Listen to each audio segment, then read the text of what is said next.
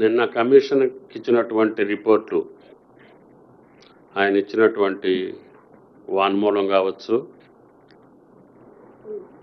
ఆయన ఇచ్చినటువంటి ప్రకటన చాలా అసత్యాలతో కూడుకున్నటువంటిది. అనాలోచితంగా ఇచ్చారా,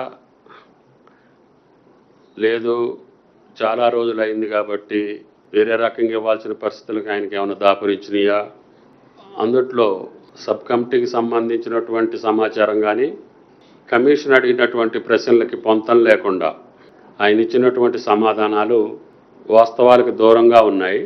ముఖ్యంగా ఆయన ప్రస్తావించినటువంటి సబ్ కమిటీ అది కాళేశ్వరం నిర్మాణం కోసం వేసినటువంటి సబ్ కమిటీ కాదు.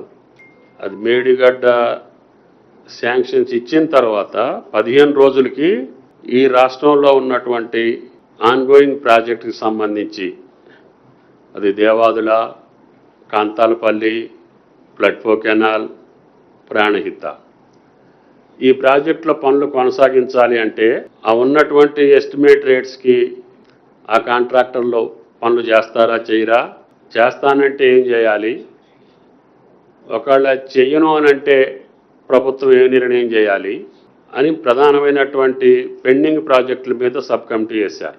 ఆ ప్రాజెక్టులో 2-3 సార్లు సిట్ చేసి ఆ సిట్టింగ్స్లో అధికారులందరినీ అడిగి సబ్ కమిటీ యొక్క సమాచారాన్ని సబ్జెక్ట్ వైజ్గా, ప్యాకేజ్ వైజ్గా మేము ప్రభుత్వానికి క్యాబినెట్కి సమర్పించడం జరిగింది. ఆ క్యాబినెట్లో కాళేశ్వరంలో బ్యారేజీల నిర్మాణం కానీ వేరే రకమైనటువంటి సజెషన్స్ కానీ సబ్ కమిటీ ఇచ్చిన పరిస్థితి లేదు.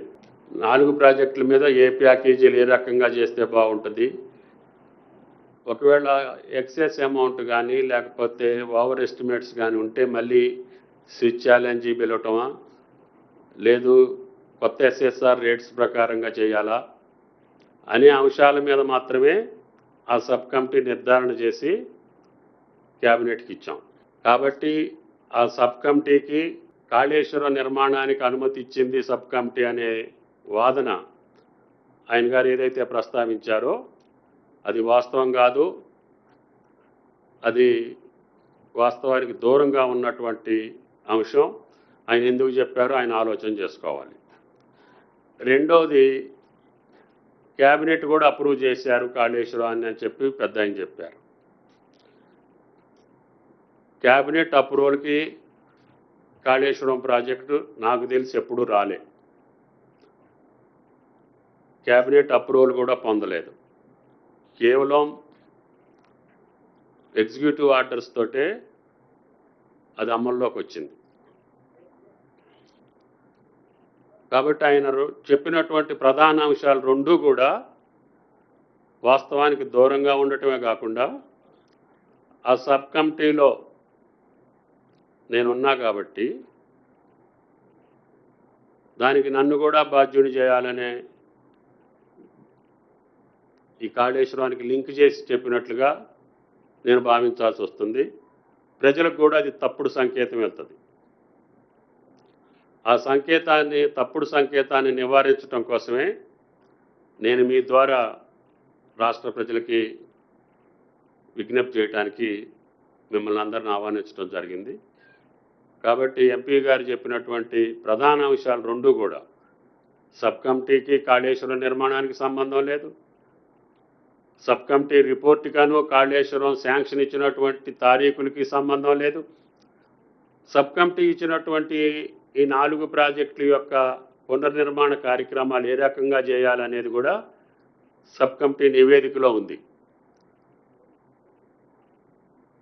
తర్వాత కాళేశ్వరం ప్రాజెక్ట్ ఏ రోజు కూడా కేబినెట్ ఆమోదానికి రాలేదు.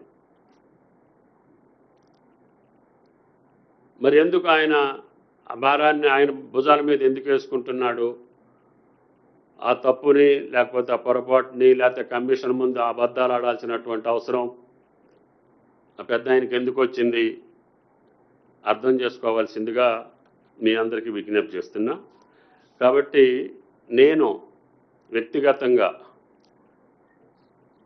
43 సంవత్సరాలుగా రాజకీయాల్లో ఒక పద్ధతితోటి ఒక నిబద్ధతతోటి, ఒక నిజాయితీతోటి రాజకీయాలు నడుపుకుంటూ వస్తున్నా.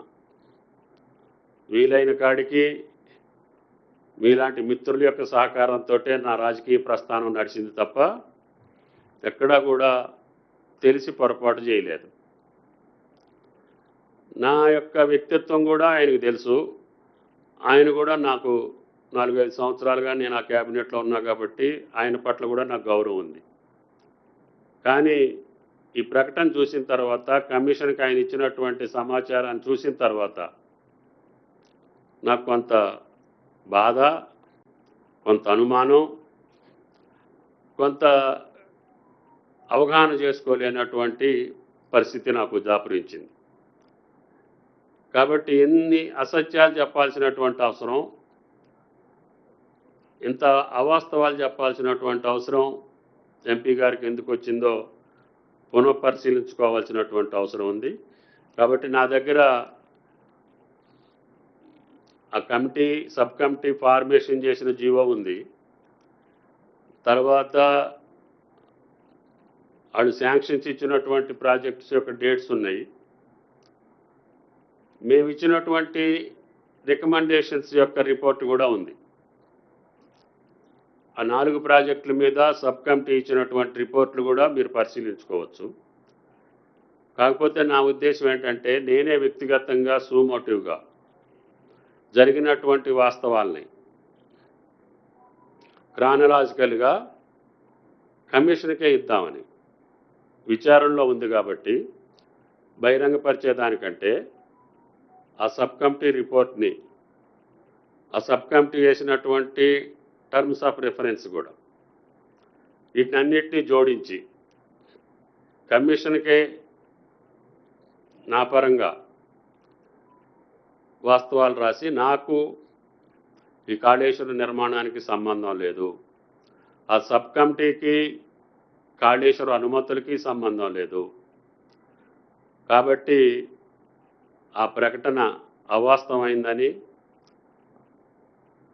ఎంపీ గారు ఇచ్చినటువంటి వాంగ్మూలం వాస్తవం కాదని, నన్ను అనవసరంగా ఆ కమిషన్ వివాదంలోకి లాగాలనేటటువంటి దురాలోచన కూడా మంచిది కాదని, ఒకవేళ ఆయనకు అటువంటి పరిస్థితి ఎందుకు వచ్చిందో ఆయన ఆలోచన చేసుకోవాలి.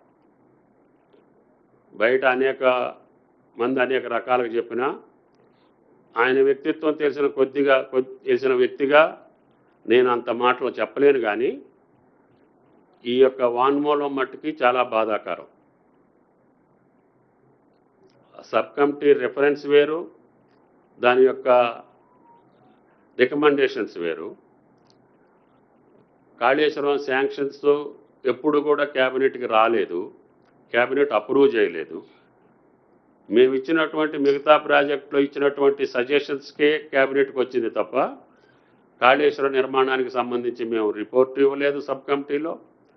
ఆ టర్మ్స్ ఆఫ్ రెఫరెన్స్లో అది కూడా లేదు అసలు వాస్తవంగా.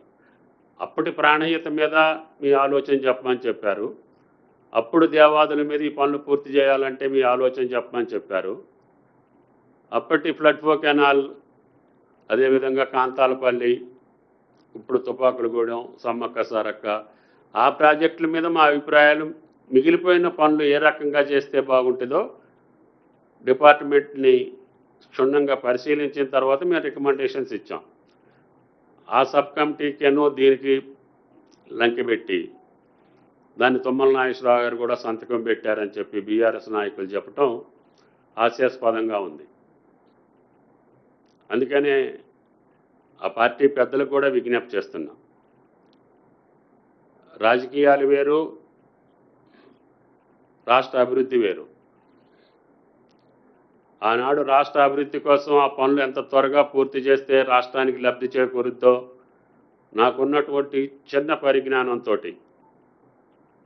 ఆ రోజు ఇరిగేషన్ శాఖలో కూడా నేను అంతకుముందు ప్రభుత్వాలు కొద్ది రోజుల్లో ఉండే అవకాశం ఉంది. కాబట్టి నాకు తెలిసిన కాడికి ఈ రాష్ట్ర ప్రజానీకానికి, రైతాంగానికి లాభం జరిగేటటువంటి సూచనలే చేశాం. అటువంటిది మీరు ఈ రకమైనటువంటి క్యాబినెట్కి రాకుండా క్యాబినెట్ అప్రూవ్ చేసింది, అన్నీ కరెక్ట్గానే చేశాము, అందరిది ఉమ్మడి నిర్ణయం అని చెప్పేటటువంటి మాట కరెక్ట్ కాదు అని చెప్పి రాజేంద్ర గారికి రాష్ట్ర ప్రజలు కూడా విజ్ఞప్తి చేస్తున్నాం. కాబట్టి త్వరలోనే ఆ కమిటీ, సబ్ కమిటీ రిఫరెన్సు, మేము ఇచ్చినటువంటి రిపోర్టు, ఇంకా అవసరమైతే క్రానిలాజికల్గా ఏం జరిగిందో కూడా డేట్స్తో సహా, జీవోస్తో సహా, ఆనాటి ఫైనాన్స్ సెక్రటరీ గారు ఏం రాశారు, ఇరిగేషన్ ఏం రాసింది, మిగతా అన్నీ కూడా బహిర్గతం చేసే అవకాశం ఉంటుంది. కమిషన్ విచారణ జరుగుతుంది కాబట్టి నాకు సంబంధం లేదు, ఇది కేవలం రాజేంద్ర గారు చెప్పినటువంటి మాటలు సత్యదూరం అని చెప్పదలుచుకోవటానికి, అది క్లారిఫై చేయడానికి మాత్రమే, మీకు వివరణ ఇవ్వటం మాత్రమే ఈరోజు నా బాధ్యతగా భావిస్తున్నా. తర్వాత దీని మీద ఏదైనా అంశం వస్తే క్షుణ్ణంగా జీవోలతో సహా, ఆ యొక్క ఆర్డర్స్తో సహా ఎవరితోటైనా చర్చించడానికి నేను సిద్ధం. కాబట్టి దయచేసి పొంతం లేని ప్రకటనలు ఇచ్చి ఇంకా ప్రజల్ని మభ్యపెట్టో, ఇంకా రైతాంగానికి నష్టం చేసే కార్యక్రమాలను కొనసాగిస్తున్నాం. కేవలం సంవత్సరంన్నర కాలంలో వచ్చినటువంటి కాంగ్రెస్ పార్టీనో ప్రభుత్వాన్నో ఏదో బురద జల్లటానికే చేస్తున్నారని, ఇది ఏది కూడా కాంగ్రెస్ ప్రభుత్వంలో జరిగింది కాదు. శాంక్షన్స్ మీరే ఇచ్చారు, అప్పటికి క్యాబినెట్ అప్రూవల్ లేదు, రివైజ్డ్ మీరే చేశారు, ఎస్టిమేట్స్ మీరే చేశారు, పనులు మీరే చేశారు. ఆ పథకం కూడా నిరుపయోగం అని చెప్పి ఎన్డీఎస్ఏ ఆ ప్రభుత్వ కాలంలోనే చెప్పింది. లాస్ట్ 5 years టర్మ్లో కూడా నేను లేను. ఇవన్నీ జరిగినటువంటి నిత్య సత్యాలను కూడా ఇంకా ప్రజలను మభ్యపెట్టాలని చూస్తే ఎవరికైనా సాధ్యం కాదు. వాస్తవాలు కమిషన్ నిర్ధారణ చేస్తుంది. కమిషన్ రిపోర్ట్ ప్రకారంగా ఆయా సంస్థలు చర్యలు తీసుకుంటాయి తప్ప ఇటువంటి తప్పుడు ప్రకటనలతోటి మీరు ఇంకా ఎక్కువ రోజులు మభ్యపెట్టలేరని చెప్పి విజ్ఞప్తి చేస్తాను.